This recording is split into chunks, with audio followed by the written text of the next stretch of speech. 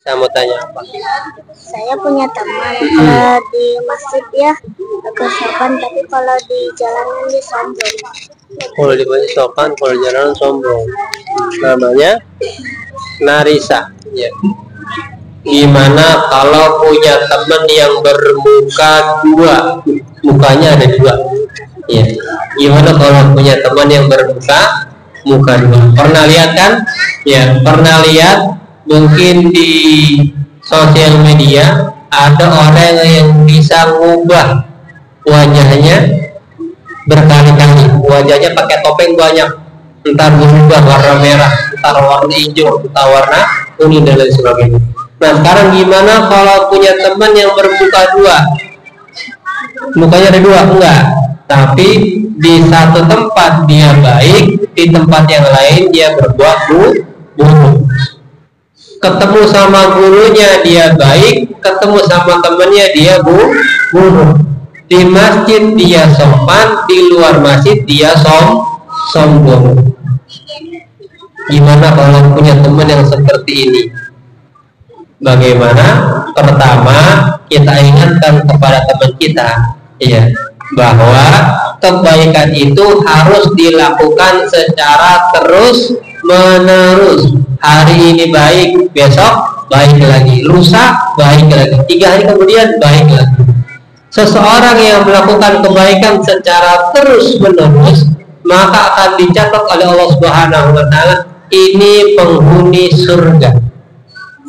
Ini penghuni surga. Kalau mau masuk surga, maka harus banyak atau terus-menerus berperilaku yang baik. Pertama ingetin, iya, nggak boleh tahu punya muka dua nggak boleh. Nah, gimana kalau kita sebagai temannya? Kita sebagai temannya, mau dia berperilaku baik atau buruk kepada kita, harus diganti, dibalas dengan perbuatan yang baik, karena kita orang Oke, terima kasih. Apa namanya? Nathan aja apa? Saya punya teman, dia tuh masih kecil pacaran, terus habis itu dia tuh dibilangin sama orang tuanya susah banget, tetap aja pacaran. Terus aku bilangin jangan-jangan dia malah nangis, malah ngadu. Laki-laki perempuan. Wah, ini yang harus kita jaga. Iya, ini adalah dampak negatif dari sosial media, gadget gitu ya, gadget, main HP, nonton TV, nonton YouTube dan lain sebagainya. Salah satu dampak negatifnya adalah pergaulan yang kurang bagus.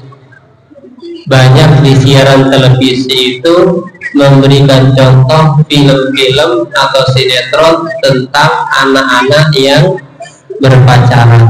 Ya, ini contoh yang kurang bagus. Maka anak-anak terutama di usia SD dan SMP tidak dianjurkan sering-sering nonton sinetron. Ya, lebih baik sering-sering datang pengajian. Lebih baik sering-sering datang mengaji. Supaya apa? Supaya tidak sampai terbawa oleh perkembangan zaman yang negatif. Jadi usia anak SD SMP itu usia, kalau dikatakan otaknya itu lagi encer. Maksudnya apa? Gampang belajar. Dikasih hafalan cepat hafalnya, dikasih penjelasan cepat pahamnya. Anak soleh di usia kalian ini, kalau fokus belajarnya itu mudah menghafal. Ya, mudah menghafal asalkan fokus. Ya, asalkan fokus. Bisa belajar melalui metode bernyanyi, misalkan seperti tadi. Apakah rukun Islam yang pertama syahadat? Apakah rukun Islam yang kedua salat? Ketiga bayar zakat, keempatnya puasa, kelima pergi haji naik pesawat. Nah, itu salah satu cara belajar dengan bernyanyi. Nah, jadi kebiasaan berpacaran itu kebiasaan yang tidak baik dan bisa mengganggu pelajaran. Siapa namanya? Siapa? Syifa. Mau tanya apa? Teman cowok, terus dia tuh kan bikin kepala dia, terus dia tuh suka dikata-katain, dia kan nggak punya teman cowok, dia suka sama cewek gitu. Terus dikatain apa? Katain dia cowok gitu. Padahal enggak. Ya. Nah, ini juga kebiasaan yang jangan terlalu sering-sering dibiasakan. Apa itu? Ngeledekin orang lain, ngeledekin teman. Boleh nggak? Boleh, asal temennya jangan sampai sakit hati. Bercanda sama teman, tapi jangan sampai temannya sakit hati. Diledekin ternyata nangis, berarti teman kita tersinggung. Jangan diulang kembali. Iya. Jadi boleh bercanda, tapi jangan sampai menyakiti, baik dari lisan melalui ucapan atau dari tindakan. Siapa namanya? Aska. Bertanya apa?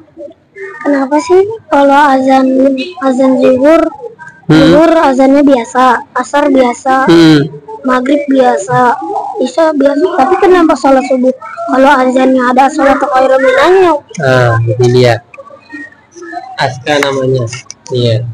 Ini Aska sudah. Pertanyaannya bagus. Tapi Aska gantengnya belum 100%. Kenapa? Kurang peci. Pakai peci supaya gantengnya 100%. Kok azan ada yang beda? Azan beda. Maksudnya apa? Ya, azan ada yang beda. Azan zuhur, asar, maghrib, isya, lafaznya sama. Ketika azan subuh kok ada yang beda? Apa yang beda? As-sholatu khairun minan naum. Berarti yang tahu bedanya dengar azan subuh berarti sholat subuh. Yang nggak tahu berarti belum pernah sholat subuh. Jadi ada yang beda. Apa itu? As-sholatu khairun minan naum. Artinya adalah mengingatkan kepada kita bahwa sholat itu lebih baik daripada tidur. Itu artinya. As-sholatu khairun minan naum. Sholat lebih baik daripada tidur. Kenapa? Karena kita sholat subuh menjalankan kewajiban. Jadi kenapa ada bedanya? Karena pada saat subuh mayoritas umat Islam sedang terlelap, lagi ngorok, lagi tidur dengan lelap. Makanya perlu diingetin, yuk bangun, yuk sholat. Ya, dengan kalimat apa? As-sholatu khairun minan naum. Sholat lebih baik daripada tidur. Kalau sholat zuhur, asar, maghrib, isya itu bukan waktu kebiasaan orang muslim tidur, maka tidak ada kalimat as-sholatu khairun minan naum. Oke? Aska, terima kasih. Farhan mau tanya apa? Pak, kan saya lagi main, dikatain orang tua boleh, itu dosa nggak? Dikatain orang tua? Iya. Nah, ini yang sering ditanyakan, termasuk Farhan. Ya, ini sudah ganteng tapi belum 100%, kurang baju kokoh. Ya, kalau pakai baju kokoh atau pakai sarung juga nanti gantengnya 100% udah ganteng kan? Ini yang sering terjadi, bahwa masih ada ternyata ledek-ledekan nama orang tua. Nama orang tuanya misalkan Junet gitu ya. Panggil nama teman kita misalkan Farhan, tapi dipanggilnya nama orang tuanya misalkan Junet, itu nggak boleh. Ya, kalau kita manggil teman kita dengan nama orang tuanya, sama saja kita ngatain orang tua sendiri, dan itu tidak boleh. Kita diajarkan menjadi anak yang berbakti kepada orang tua. Terima kasih. Terakhir, Saya mau bertanya, selama zuhur itu nggak ada suaranya? Kenapa? Selama zuhur itu kagak ada suaranya. Selama zuhur itu kagak ada suaranya. Kenapa? Oh, selama sholat zuhur. Asar itu kagak ada Asar nggak ada suaranya. Oke. Siapa namanya? Aji. Aji ini gantengnya alhamdulillah 100% ya Aji. Ya, pakai peci, baju koko dan sarung. Kenapa sih kok kalau sholat zuhur sepi? Sepi maksudnya apa sepi? Enggak ada suaranya. Kalau maghrib, isya dan subuh imam kedengeran suaranya baca Fatihah. Bismillahirrahmanirrahim. Alhamdulillahirabbil alamin. Ar-Rahmanir-Rahim dan seterusnya. Tapi kalau sholat zuhur dan asar imam nggak ada suaranya. Kenapa? Jadi ada yang namanya sholat itu ada yang sir, ada yang jahat. Sir itu imam tetap ada suaranya tapi pelan. Yang dengar hanya dirinya sendiri. Itu waktu sholat zuhur dan asar. Tetap makmum dan imam harus tetap sama-sama baca Al-Fatihah. Tapi karena itu termasuk golongan sholat yang sir, maka dibacanya dengan suara yang rinti atau suara yang pelan. Tapi kalau zuhur, kalau maghrib, isya dan subuh itu harus terdengar suara imam. Terima kasih.